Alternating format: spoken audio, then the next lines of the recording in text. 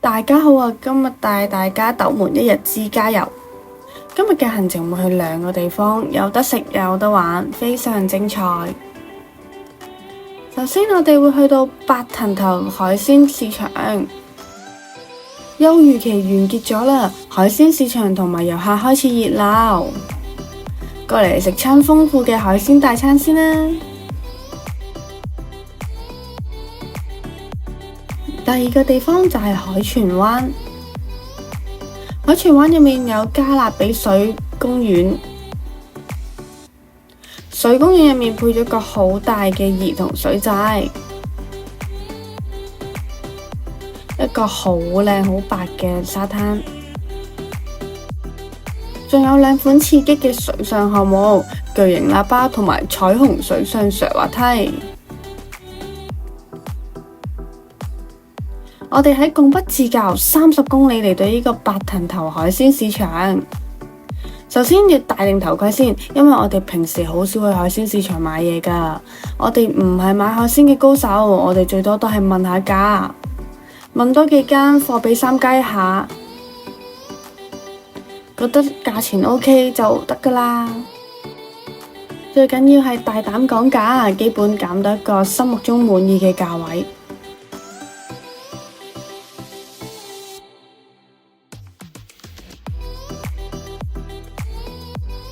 我哋揀咗呢個富利港餐廳食加工海鮮。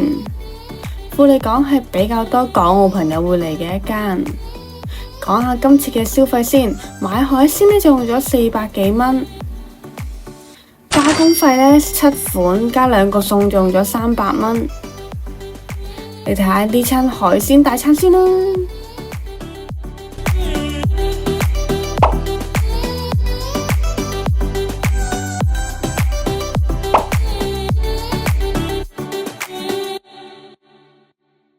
呢道餸非常之好味啊，四側包住肥美嘅聖子，跟住呢道蝦都係最鍾意嘅之一，蝦肉爽彈，豉油黃醬汁增加鮮鹹嘅口味。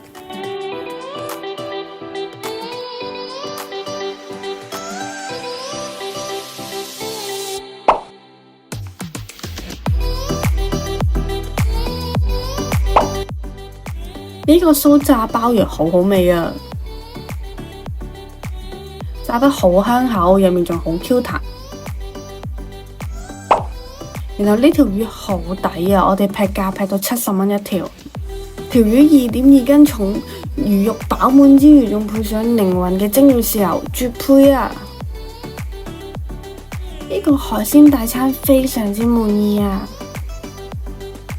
加工嘅味道都幾好，仲有免費泊車添，揸車過嚟食飯好方便咯。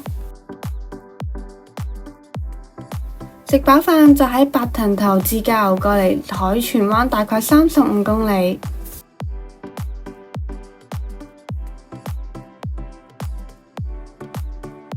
海泉灣度假村係溫泉度假、兒童主題樂園嘅地方。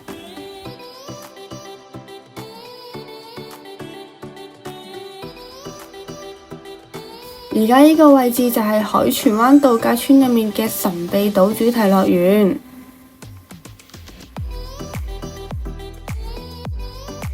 呢個位置有好多兒童機動遊戲可以玩。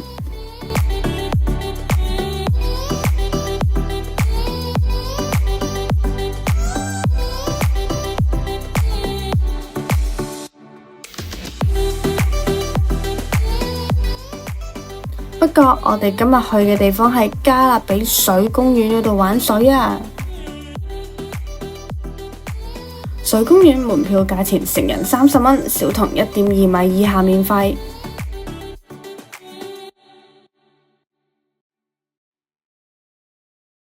遠距離已經望到2個好巨大嘅水上活動項目啦。入場之後就換咗衫先。呢度有好多儲物櫃，但係呢就要俾錢嘅。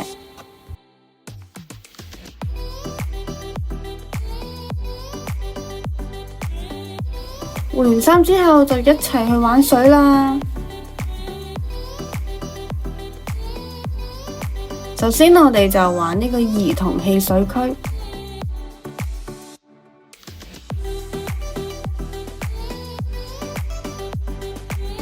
兒童戲水池水深0.6米，要配咗2個滑梯同埋一啲造型噴水設施。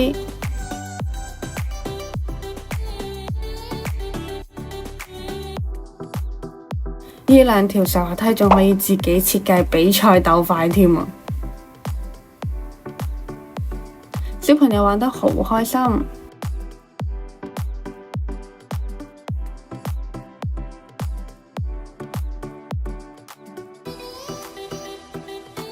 但係呢，今日嚟嘅遊客好少啊，因為今日係颱風天之後第一日重開，我哋都係打電話過嚟再確認先知道佢係開放咗先過嚟㗎。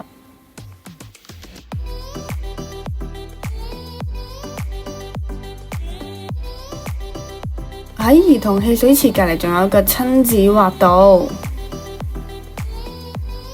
但好可惜，今日都仲係維修緊，冇開放。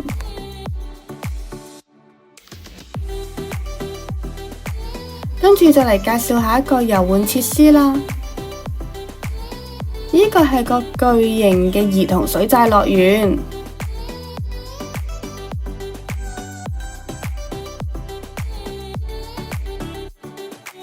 水債上面有一個巨型嘅水桶，啲水裝滿咗就會倒瀉落嚟。好爽啊！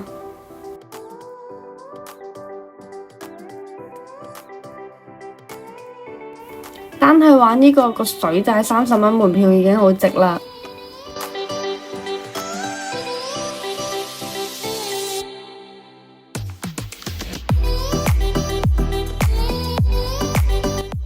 行過水債不停有水噴過嚟，咁先有 feel 㗎嘛。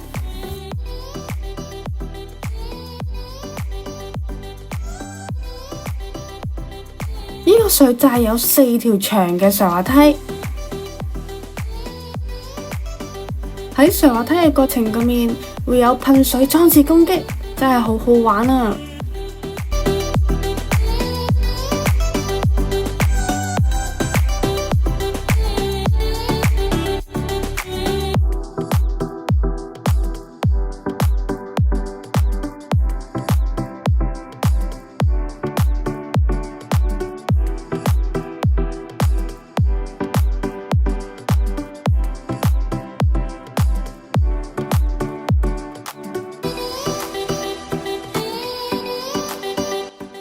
呢度除咗兒童水上設施之外，仲會有2個適合1.5米以上先可以玩嘅巨大遊玩設施，就係超級大喇叭同埋彩虹滑道。鍾意有啲刺激嘅大朋友就可以玩啦。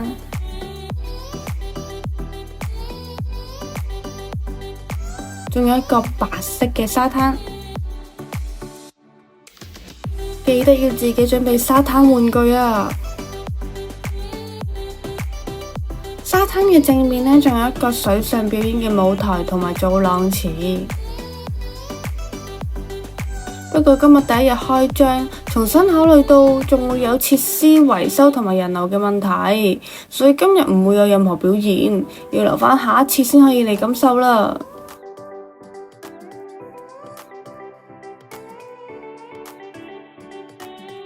最尾簡單總結一下，30蚊門票係好抵㗎，兒童1.2米以下免費，成個水公園都好大，小朋友可以玩到嘅項目好多。今日斗門1日遊就到此結束啦。